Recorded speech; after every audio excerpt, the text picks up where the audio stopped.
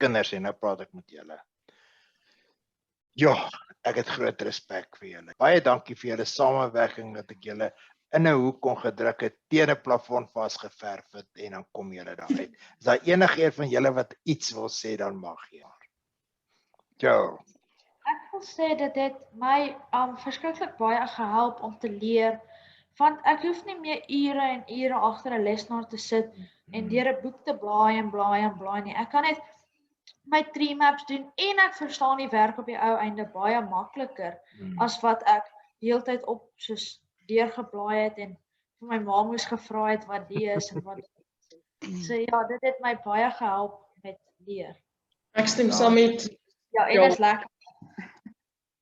Dit Is sou vir die praat? ja, dit was baie lekker. Dit het my ook baie gehelp leer. Meeste altyd het ons het opgesom en ons het gesit en ons het geleer vir ure en ure en ure en jy het nie daai werk in jou kop ingekry nie. Met hierdie tree maps en goeie so jy het gesit, jy het hierdie ding gelees en dan het jy hom amper heeltemal verstaan. Daar sê baie